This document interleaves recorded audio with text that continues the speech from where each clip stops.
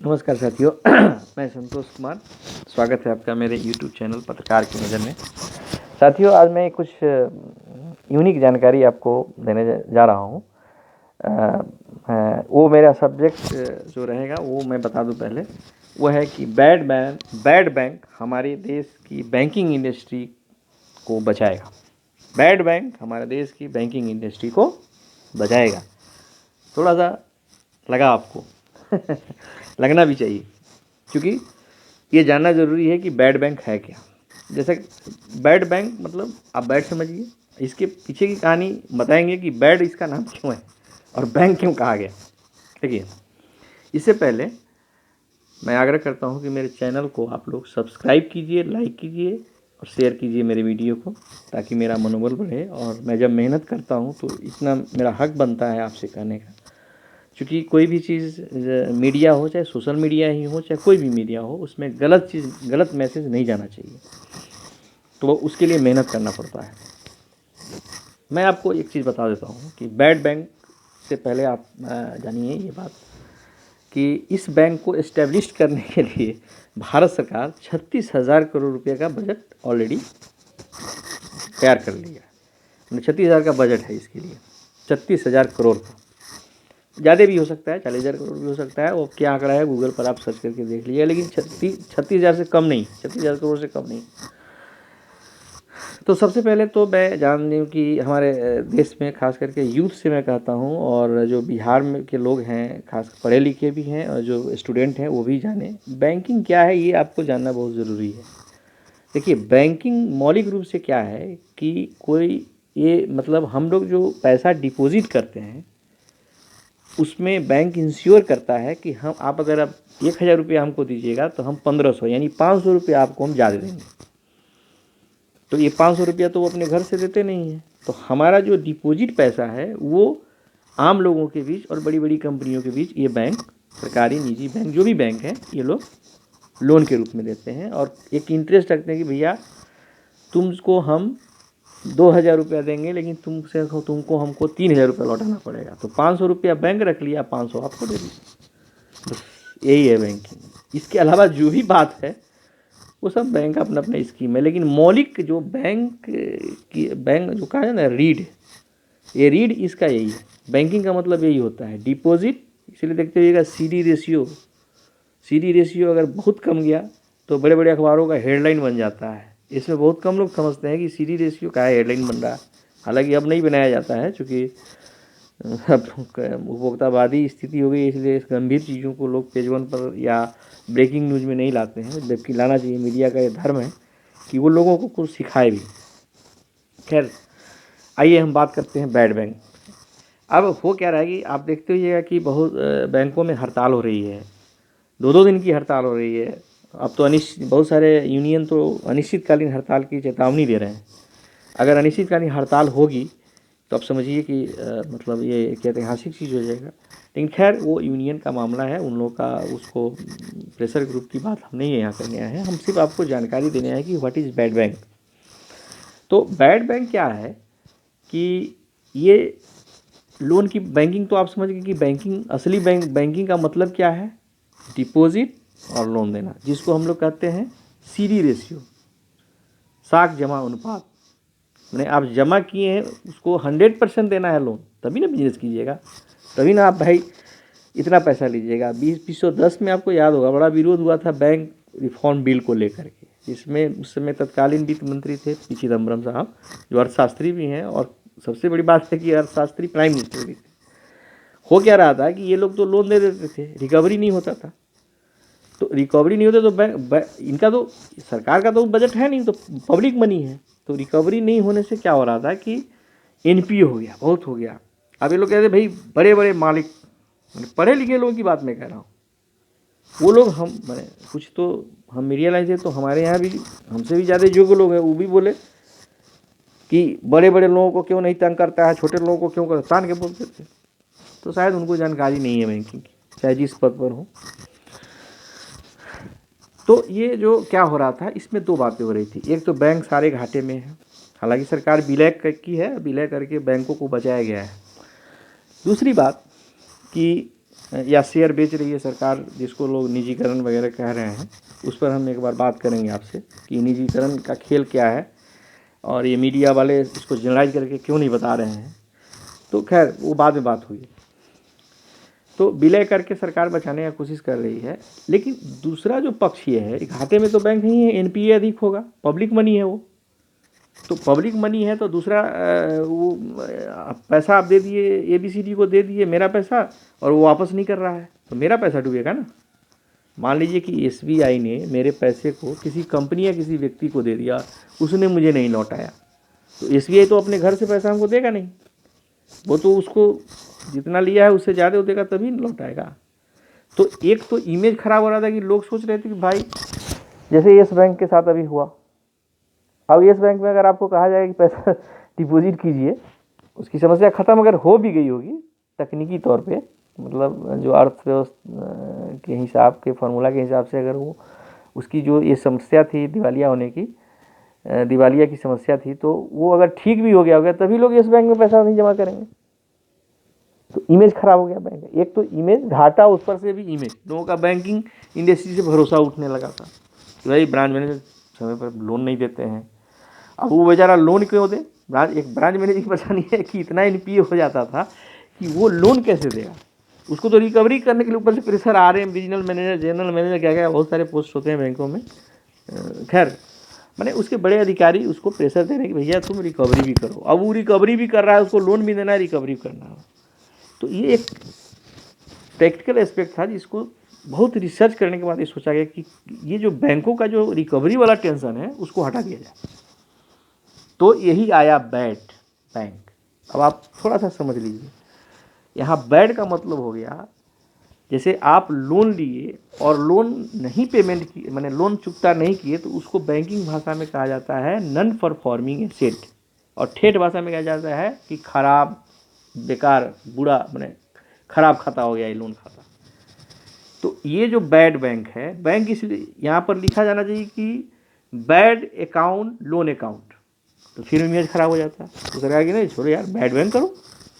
तो ये बैड क्या हो गया, लोन हो गया। कौन लोन हुआ, जिसको आम आदमी या कंपनी चुका नहीं रही, तो ये हो गया बैड।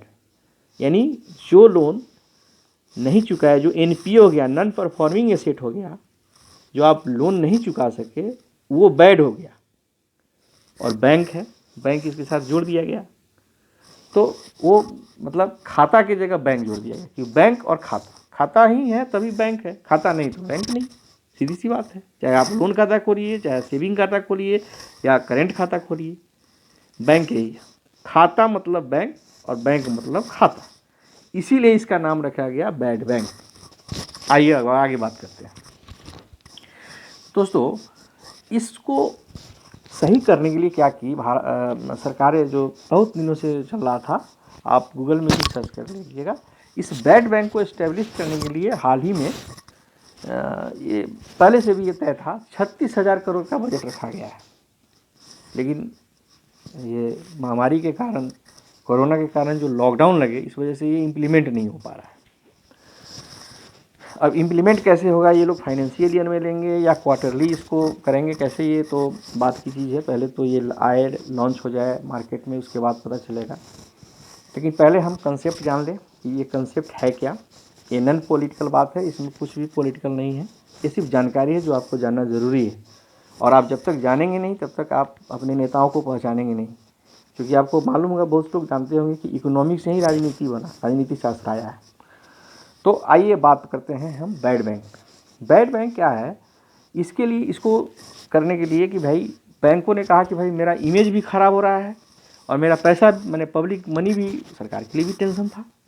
पब्लिक, अब नीरव मोदी को देखिए, विजय माल्या को देखिए, मैंने बड़े बड़े लोग भाग रहे थे। तो सरकार तो चिंता नहीं ना करती है, तो आत्मचिंतन से ही, मतलब ये सब्जेक्टिव अगर प्रॉब्लम है उसको दूर करने के लिए बैड बैंक लाया गया। अब इसके लिए क्या है कि दो चीज़ इसको किया गया, दो चीज़ लाया गया, दो कंपनी सरकार बनाई इसके लिए, सॉरी, दो कंपनी बनी। एक का नाम है NARCL, ध्यान दीजिएगा, NARCL, इसका मतलब हुआ national state reconstruction company limited, NARCL। एक और इसके पैरेलल कंपनी बनी जिसका नाम था IDRCL, जिसका नाम है, सॉरी जिस था नहीं है, जिसका नाम है IDRCL। IDRCL की India debt reconstruction company limited. Debt मतलब तो आप लोग जानते होइएगा, डेट माने होता है कर्जा। तो ये 2 कंपनी बनी है। इसके लिए 36,000 करोड़ सरकार बजट अभी तत्काल सरकार की तरफ से बजट बनाया गया है। अब ये आप सोचिए कि ये क्या बता रहे हैं, ये क्या करेंगे। तो NARCL जो है, national asset reconstruction company limited जो है, वो इन तमाम बैंकों से जो NPA खाता है, जो मतलब कंपनी वाले और आम आदमी जो बैंक का लोन चुकता नहीं किए और NPA हो गया उनका खाता। तो एक बात और मैं बता दूं कि कोई भी बैंक जब बड़ा लोन लेते हैं आप, तो आपकी संपत्ति को गिरवी रखता है। तो ये क्या है कि NARCL जो है, ये जो जितने बैंकों में गिरवी रखे जिन लोगों ने लोन लिया और लोन नहीं चुकाया, उन गिरवी संपत्तियों को ये NARCL ले लेगा, खरीद लेगा बैंकों से, और जितना इनका NPA होगा उसका 15% वो तत्काल पेमेंट कर देगा। बोलेगा कि भाई बाकी बेच देंगे तो बाकी तुम्हारा 85% हम वापस कर देंगे, और तुम्हारा इमेज भी खराब, तुम खाली लोन बांटो। यानी बैंक इंडस्ट्री में अब लोन देना है केवल। तो इससे थोड़ा सा अब क्या होगा, रेपो रेट पर क्या असर पड़ेगा पता नहीं, रेपो रेट फिर नीचे चला जाएगा, क्या होगा, ये बात की बात चीज़ है। अभी बहुत समय है, चूँकि महामारी के कारण तो पूरी अर्थव्यवस्था क्रैश कर रही है। आइए अब थोड़ा पॉइंट पर बात करते हैं। तो NARCL जो है वो तो खरीद लिया। मान लीजिए SBI का 1 लाख करोड़ का NPA खाता है, यानी लोग और कंपनी मिलाकर इस बैंक से 1 लाख करोड़ रुपया लिए और इसको चुकता नहीं किए। अब ये इसके बड़े अधिकारी छोटे अधिकारी दौड़ रहे हैं, कोई लंदन भाग जा रहा है, कहीं भाग जा रहा है। तो ये इस टेंशन में रह जाता है और वो अपना बिजनेस बैंकिंग नहीं कर पाता था, लोन नहीं बांट रहा है। तो सरकार कही कि जहाँ से चिंता मत करो, तुम ऐसा करो कि तुम्हारा जितना NPA है वो NARCL को बेच दो, और तत्काल NARCL तुमको जो 1 लाख करोड़, मान लीजिए SBI का 1 लाख करोड़ वो बेच रहा है NARCL को, तो SBI को NARCL जो है 15% तत्काल ऑन स्पॉट उसको पेमेंट कर देगा, ताकि थोड़ी राहत हो जाएगी उसको, बाकी आप लोन बांटो। अब आपके मन में होगा कि अगर ये खरीद ली कंपनी तो फिर ये संपत्ति का क्या होगा। कुछ नहीं होगा भाई साहब। ये IDRCL जो है, India debt reconstruction company limited जो है, ये क्या करेगी कंपनी कि इसको विश्व स्तर पर, मान लीजिए किसी का 10 करोड़ रुपए का मकान है और वो बैंक से लोन ले रखा है और इंडिया में उसके खरीदार नहीं मिल रहे हैं, और कोई विदेशी आदमी है जो चाहता है कि उस जगह पर इंडिया में हम घर लें, उसको ये IDRCL बेच देगा और ये अपना पैसा निकाल लेगा। मान लीजिए कि 10 करोड़ में अगर वो 6 करोड़ रुपया बैंक से लोन ले लिया है तो 6 करोड़ ले लेगा, और बाकी वो पार्टी को कहेगा कि इनकी संपत्ति ये दे दीजिए और 6 करोड़ हम लिए और बाकी आप इनको दीजिए, आप जाइए, आप भी घर में रहिए। इनको कहेगा कि भाई साहब आप निकल जाइए, आपकी ये संपत्ति नहीं रही, क्योंकि आपने जो पब्लिक का डिपॉजिट मनी है उसको आपने वापस नहीं किया, इसलिए आपको ये सज़ा दी गई है। खैर, अब ये जो इससे 2 फायदे होंगे। एक तो ये हो गया कि आपको लोन जो अक्सर मुझे मिलता था, बहुत से लोग कहते थे SBI ऐसे नहीं कर रहा है, लोन नहीं दे रहा है। अब उनको हम कैसे समझाते कि भाई आपको मालूम ही नहीं है, ठीक है, आप पत्रकार हैं या मैंने आप पढ़े लिखे आदमी हैं, सॉरी पत्रकार मैंने बोल दिया, माफ़ कीजिएगा, आप पढ़े लिखे लोग हैं, आप ऐसे बोल रहे हैं तो आपको जानकारी नहीं, तो हम अंदर से हंसते थे कि भाई इनको पता ही नहीं है कि हो चल क्या रहा। तो आप देखिएगा कि ट्रेड यूनियन है या बैंकों के जो एसोसिएशन है वो लोग भी बोला भाई ऐसे है वैसे कर रहा है, इस वजह से नहीं है। 1 मिनट थोड़ा सा 1 मिनट के लिए मैं रोकना चाहता हूँ जी, एक कॉल आ रहा था, इस वजह से मैंने थोड़ा डिस्टर्ब हो गया मैं। तो ये IDRCL जो है, ये जो ख़राब जो बैड जो लोन है, जिसको लोन की जगह बैंक कहा गया है ताकि इमेज बना रहे, भाई लोगों को भरोसा हो कि नहीं भाई इस बैंक हमको लोन दे रहा है और कोई दिक्कत की बात नहीं है, ये डूबेगा नहीं, ये सब क्योंकि अब उसका तो खरीद लेगा NARCL और बेच देगा और अपना निकाल लेगा, तो डूबने का तो सवाल है नहीं। तो NARCL खरीदेगा NPA खाता सभी बैंकों से और तत्काल 15% उसको दे देगा। जिस बैंक का एनपीए होगा उसको 15% जितना का एनपी जितनी राशि होगी, मान लीजिए 1 लाख करोड़ है तो उसका 15% उसको पेमेंट कर देगा। और ये IDSRCL शेष 85% को बेच के NARCL को दे देगा। NARCL के लो भाई तुम्हारा आ गया। तो ये बात हुई ना कि जनता भी खुश, इंडस्ट्री भी खुश, मैंने बैंक इंडस्ट्री भी को भी फायदा और जनता को भी फायदा। जनता को आसानी से लोन मिलेगा क्योंकि उनके पास काम सिर्फ रहेगा लोन बांटना, लोन देना, और एक पैरामीटर तैयार है उस पर लोन देंगे। बहुत ये लोन नहीं मिलने के कारण के पीछे यही था कि एक तो एनपीए हो रहा है, जैसे अब एनपीए हो जाएगा तो सब पैसा निकाल के बैंक नहीं दे देगा आपको, बैंक में पैसा रहना चाहिए। लेकिन लोग शिकायत करते हमको नहीं दिया समय पर लोन, अब मिलेगा। ये 20 सालों से इस पर प्रयास काम हुआ है, काफ़ी रिसर्च हुए हैं इस पर। तो आइए बैड, तो आप समझ गए होइएगा कि बैड का मतलब यहाँ क्या हुआ, लोन, खराब लोन, मतलब आप लोन ले लिए चुकता नहीं कह रहे हैं तो बैड हो गया।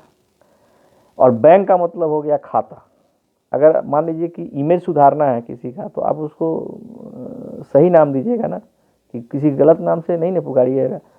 तो अब हो गया कि भाई बैड बैंक हो गया, मतलब अभी कहेंगे नहीं बैड बैंक है।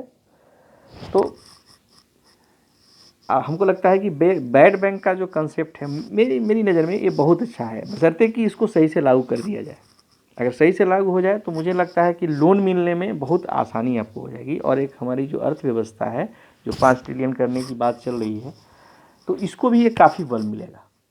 तो हमको लगता है कि बैड लोन आप लोग समझ गए होंगे। अगर किसी तरह की आपको कोई चीज़ क्वेरीज करना है बैड लोन के बारे में, अगर हमसे जानकारी लेनी है आपको, तो आप हमको कमेंट कर सकते हैं या हमसे पूछ सकते हैं कि इस आप जो ये बताए हैं ये कैसे है, ये कैसे, मैं बता दूंगा। एक बात मैं बार बार कह रहा हूँ कि ये मैं कोशिश कर रहा हूँ कि थोड़ा डिजिटलाइज हो जाऊँ, कुछ गलती हो जा रही होगी तो उसके लिए एक्सक्यूज़ कर दीजिएगा, लेकिन कंटेंट मैं आपको सही दे रहा हूँ और इसमें कोई राय नहीं है। हो सकता है कि इसमें कुछ छूट गया हो या मिस कर गए हों हम, तो उसको आप कमेंट कर दीजिएगा या हमको बता भी सकते हैं आप कि नहीं आप ये जो बता रहे हैं वो गलत है, यही बता रहे हैं ये गलत है, ये सही है, आप दे सकते हैं। क्योंकि ऐसा तो है नहीं कि मैं एक्सपर्ट हूँ, मैं कोई अर्थशास्त्र का तो विद्वान हूँ नहीं कि मैं पूरी तरह से एक बार में कंसेप्ट को समझ जाऊँगा। तो मुझे लगता है कि बैड बैंक का कंसेप्ट आपको क्लियर हो गया होगा। बस इतना ही करना है कि बैंकों का इमेज बढ़ाना है और बैंकों को अब इस दायित्व से, जैसे एटीएम आने के बाद जो कैशियर लोग थे कैश वाला काउंटर का जो लफड़ा था ब्रांचेज में ख़त्म हो गया, ठीक उसी तरह से अब ये बैंक इंडस्ट्री को एनपीए रिकवरी करने की ज़रूरत नहीं है। ये खुद सरकार की जो ये 2 उपक्रम कंपनियां हैं ये अपना काम करेगी, ये खरीदेगी बेचेगी।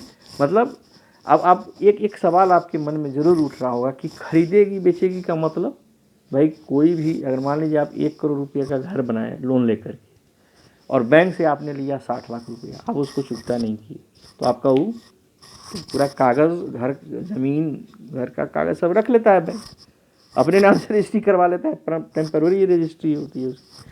तो वो संपत्ति जो रखा है उसको IDRCL बेच देगा। इस बात को समझ लीजिए, आपके उस घर को 1 करोड़ घर को बेच देगा, 60 लाख रुपया रख लेगा, NARCL को दे देगा और 40 लाख रुपया जो बचा, जो पार्टी खरीदने आया उसको बोलेगा कि जो मालिक है इसको दे दो। या मतलब वो बेच के अगर मालिक चाहे तो ले ले, लेकिन वो बैंक सिर्फ इतना ईमानदारी बरतेगा कि वो 1 करोड़ रुपया नहीं रखेगा, वो 60 ही लाख लेगा। अब चूँकि वो 60 लाख रुपया आप लोन लिए उसको 60 लाख रुपया लौटा दीजिए आप, तो पब्लिक का पैसा बच जाएगा। तो इसमें 2 फायदे हैं, एक तो बैंकों का जो वर्क प्रेशर है रिकवरी का, जो बैंक के अधिकारी कर्मचारी पिटता भी है सब, लोन वसूली के लिए जाके लोग पिटाते भी हैं, ये प्रॉब्लम ख़त्म हो जाएगी। दूसरी बात कि आपको लोन मिलने में कोई परेशानी नहीं है। अगर आप अप टू डेट हैं, अगर आपके कागज़ सही हैं तो तुरंत लोन मिल जाएगा। सरकारी निजी किसी भी बैंक में आपको आसानी से लोन मिल जाएगा, क्योंकि बैंक को ये टेंशन अब नहीं है कि आपसे उसको वसूली करना है। तो NARCL आपको पकड़ लेगा, NARCL आपके खाता, आपको पता भी नहीं चलेगा कि आपका खाता चला गया खाता आपकी संपत्ति NARCL के पास है और IDRCL बोली लगा रहा है, इसको अंग्रेजी में ऑक्शन बोला जाता है।